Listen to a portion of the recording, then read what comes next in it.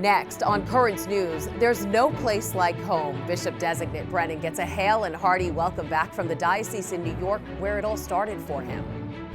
Defenders of life take to the streets here in the U.S. and south of the border as courts in both countries issue stinging setbacks in the fight against abortion. While students in Brooklyn come together to pray for life at the annual Rosary Rally, this year their prayers are offered before the relic of possibly the first millennial saint. Plus, where faithful Christians gather and pray, a church that's literally history in the making. The news starts right now.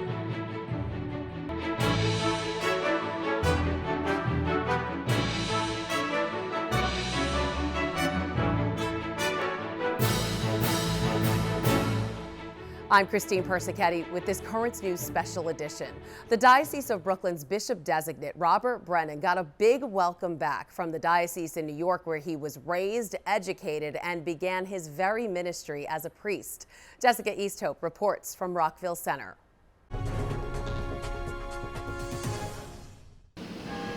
The Diocese of Rockville Center is rejoicing. One of their own is back in New York. For more than 50 years, Bishop Robert Brennan called the diocese home. Now those who know him best are calling him the right man to be bishop of the Diocese of Brooklyn. Bishop Brennan is saying, yeah, this is going to be where the Holy Spirit wants me to be. Monsignor Jim Vaughn and Bishop Brennan knew each other long before they discerned their calls to the priesthood in high school at St. John the Baptist in West Islip. Monsignor Vaughn says though he'll miss Columbus, he knows Bishop Brennan will serve Brooklyn with his whole heart. There's that certain missionary spirit that says, yes, Lord, I will do what you ask. Here's where I have the commentary. Bishop Bill Murphy met Bishop Brennan years later at St. Agnes Cathedral when he was installed as the Bishop of Rockville Center. Bishop Brennan, his auxiliary bishop and secretary, then Vicar General and moderator of the Curia. The two were side by side for 16 years. He just brought a fresh look to everything. And he was a very wise counselor for me. But Bishop Murphy says the man he affectionately calls Bob showed his true colors when important titles didn't stop him from following his ministry. He asked to be assigned to a parish as a pastor. That's the kind of a man I want to have in a leading position, because he's a priest to his core. As for the people who look to him as a spiritual leader, they're telling parishioners in Brooklyn, you're the lucky ones now. He was just terrific, and he helped me through some bad times that I had. He always had time for everybody, no matter what he was doing. He will help the people of Brooklyn, and they're just absolutely very, very lucky to have him. Church officials in Rockville Center say Bishop Brennan's biggest challenge will be the same one all priests face, to evangelize, but he's the person to take it on. In Rockville Center, Jessica Easthope, Currents News. Right now, Bishop Brennan is in his current diocese of Columbus, Ohio. The Bishop-Designate will be in charge there until his installation mass on November 30th. National correspondent for the Tablet and Crux, John Lavenberg, traveled to Columbus. He caught up with some Catholic school officials in the diocese to learn more about the Bishop-Designate. The superintendent of schools there saying Bishop Brennan was more than just a well-known face for the students. Bishop Brennan's relationship with the students was really key to his 2.5 years in the diocese. I mean, he made it a point to make high school football games, which is big here in Central Ohio. And that was really his focus. Like with the rest of the Christians in the diocese, he wanted to be present for the students. He was in classes, different things. And that was really a key focus of his tenure. Yeah, you mentioned COVID, and just like schools in the Diocese of Brooklyn, Catholic schools in Columbus were open throughout the pandemic. What role did Bishop Brennan play in enrollment there? Yeah, Christine. So there's 52 Catholic schools in the Diocese of Columbus, in the 23 counties here, 17,000 students roughly. And the superintendent told me that in the past few years, they increased 2%. Then this year, they've increased 4%. And so, he said there's nothing concrete to say what Bishop Brennan's impact on that was. But he said again, Bishop Brennan's presence and the way he brought families together and the community together, it could only help bring more people to the Catholic schools in the diocese.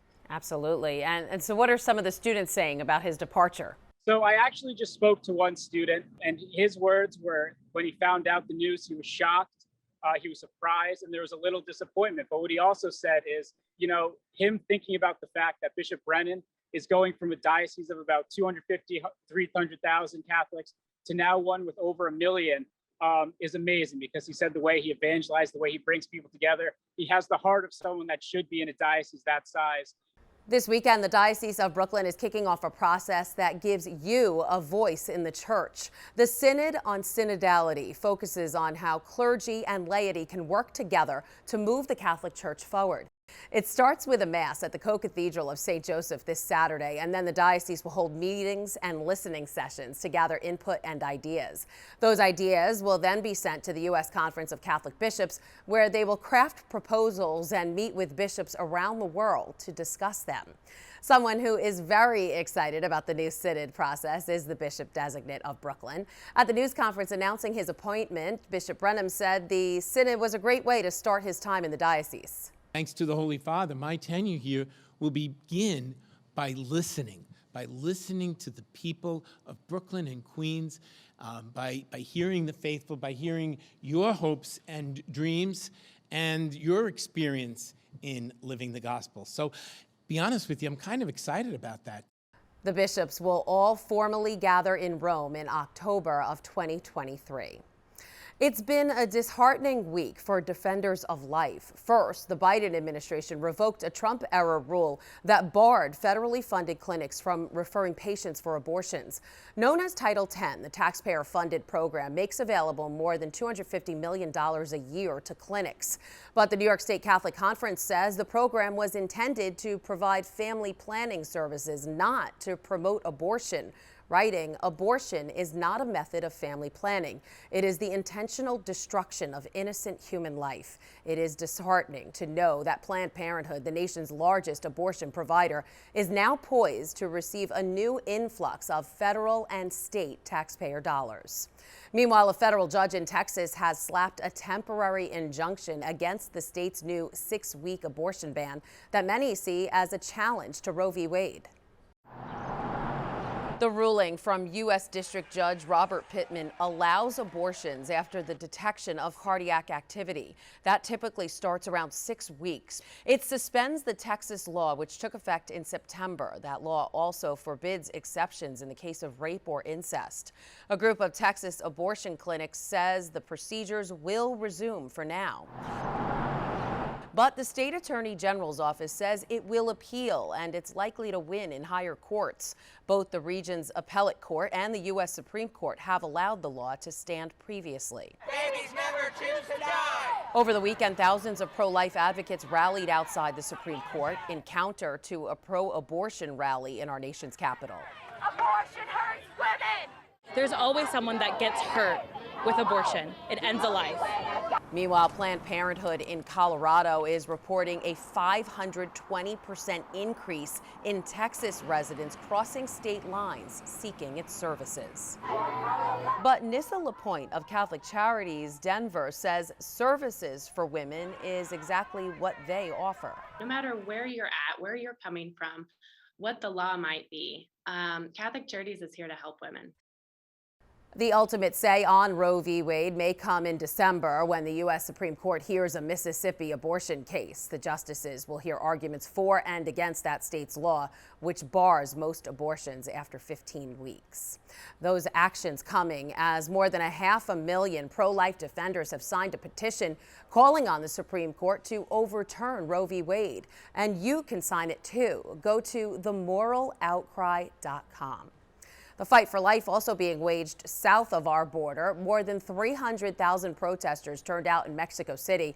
The crowd gathered on Sunday in Mexico's capital outside the National Auditorium and marched more than a mile to the Independence Monument to protest the Supreme Court of Mexico's 2 recent decisions in favor of abortion. More than 1 million pro-life marchers joined in rallies across the country. This as some Catholic school students in Queens have gathered to pray for life. The Rosary Rally kicked off in the Diocese of Brooklyn. Bishop Nicholas DiMarzio joining the students in prayer before a relic of the first possible millennial saint. Currents News' Jessica Easthope reports from Sacred Heart Catholic Academy in Bayside. Praying for life and that young people are inspired to create change. Blessed art thou That's the mission of a rosary rally for Blessed Carlo Acutis that began Thursday at Sacred Heart of Jesus in Bayside. This is one of the evils of our society, that we're snuffing out life before it even is able to see the light of day. That's why we pray for that good things happen, that young people will see the way of the church is the best way. Right now across the country, the fight for life is ongoing. With the recent setback to the heartbeat law in Texas, officials in the Diocese of Brooklyn are looking to Blessed Carlo to show students they can make a difference. He's an example of what happens when we revive our devotion to the Eucharist, because then we grow in respect for all of God's creation and all life everywhere. Carlo Acutis died as a teenager of leukemia, but in his short life, he was dedicated to the Eucharist, creating a website compiling all of the Eucharistic miracles. A first-class relic, a few pieces of Acutis' hair, arrived in the Diocese of Brooklyn this summer. Monsignor Thomas Mahalski requested the relic. He says one of his favorite quotes of Blessed Carlo, "All people are born as originals, but many die as photocopies," shows us all we should respect God's plan for life. That was basically saying, remember, you are created as a unique individual in God's image and likeness. God has a purpose for you. Fulfill that purpose. Students had the chance to venerate the relic after saying the rosary, hoping it will allow them to see clearly they too can fight for life the way Carlo did, and maybe even become a saint. In Bayside, Jessica Easthope, Currents News. And you can also witness the holiness of Blessed Carlo Acutis. The relic of the first possible millennial saint will be traveling from school to school in the Diocese of Brooklyn. We'll let you know where it'll head next right here on Currents News or online at currentsny.tv. America's Catholic Speaker of the House stopping by the Vatican Friday during a trip to Europe. The Vatican's Dicastery for Human Development tweeting out photos welcoming Nancy Pelosi, saying they discussed topics like the environment, the COVID pandemic, and human rights and migration issues. Also at the Vatican, Pope Francis is praying for the victim survivors of sexual abuse in France, following the release of a 2,500-page report. The document was prepared by an independent commission established by French Catholic bishops. It looked at cases over the past 70 years. The report estimates that a total of 216,000 minors have been victim survivors of abuse, although the vast majority of those cases happened decades ago. Pope Francis addressed the report during his general audience Wednesday, calling it a moment of shame. I wish to express my sorrow and my pain to the victims for the trauma that they have suffered, and also my shame, our shame, my shame for the too long incapacity of the Church to put them at the center of its attention. Pope Francis called upon French bishops to make every effort to ensure it never happens again. There's a lot more news headed your way. A delegation of Haitian leaders from the Diocese of Brooklyn head to the Texas border to tackle the migrant crisis. And hit hard by Ida, undocumented immigrants still reeling from the tropical storm can finally get the financial relief they need. And securing its place in the history books, a look inside a 170-year-old church here in Brooklyn.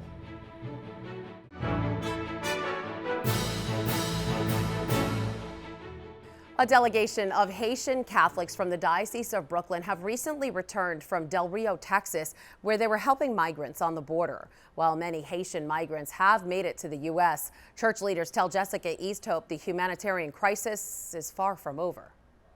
These people barely were able to make it here. Now is the time to strategize. This group needs to get lawyers, money, supplies, and medication to the Haitian families who made it up from the Del Rio border, and for the families who remain.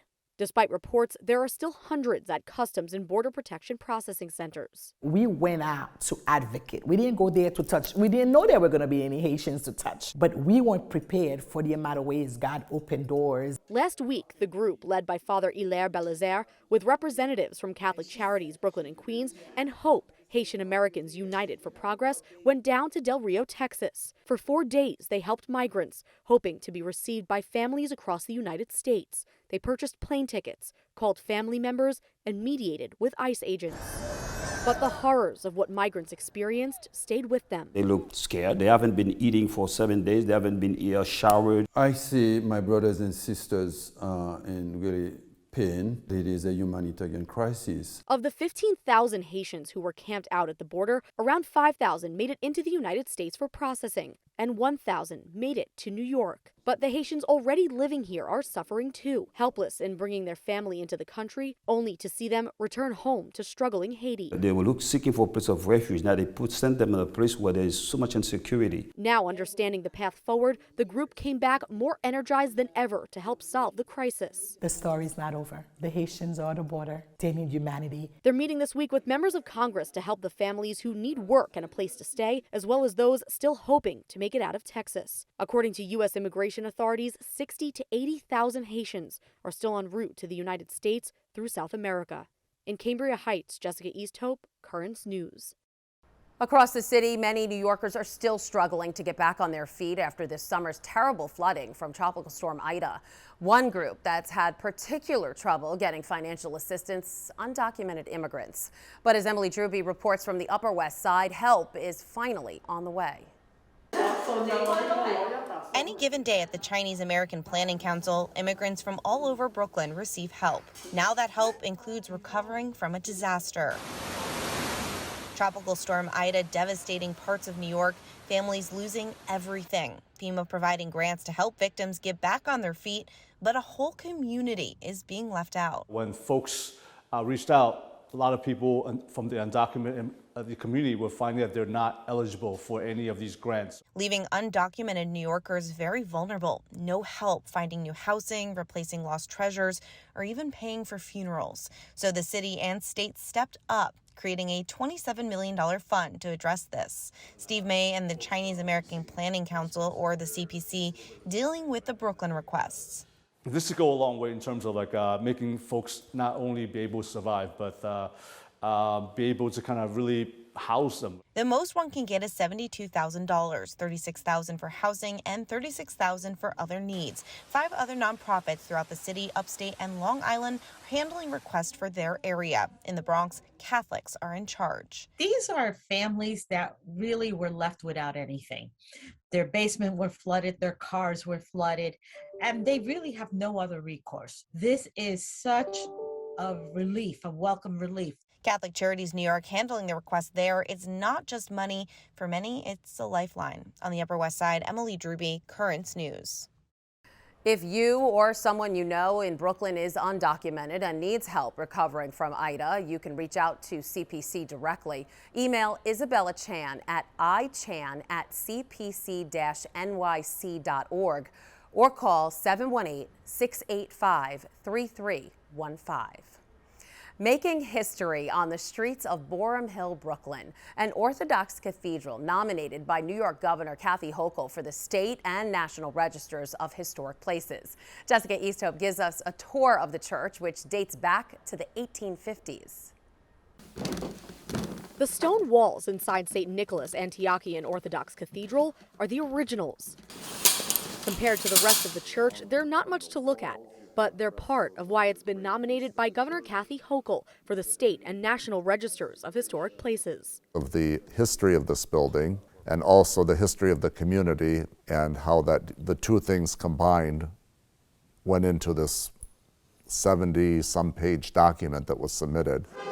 The State Street Church, which was first built as an Episcopal church in the 1850s, joins a list of 19 other buildings. It became an Orthodox church in 1920, growing with a Syrian and Lebanese immigrant community of faith. This door will actually disappear. Father Thomas Zane says the nomination opens up opportunities for grants that could help his renovation project to add an elevator, handicap bathrooms, and an access ramp. One of our concerns was, is it like landmark status, you have to get like permission to change a light bulb. Told us no, and this is just an honor for the cathedral. You can see so much of the church's history from the outside.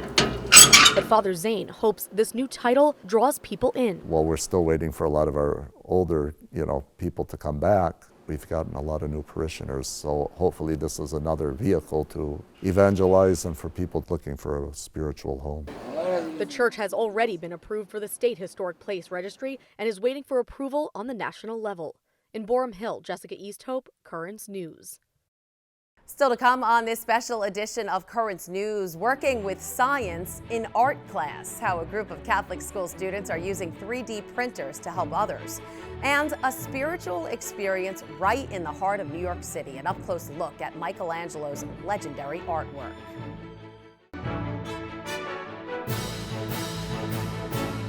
When art meets science, wonderful things can happen and even make the world a better place. The students at Monsignor McClancy Memorial High School found this out with a little help from a 3D printer. Emily Druby reports from East Elmhurst.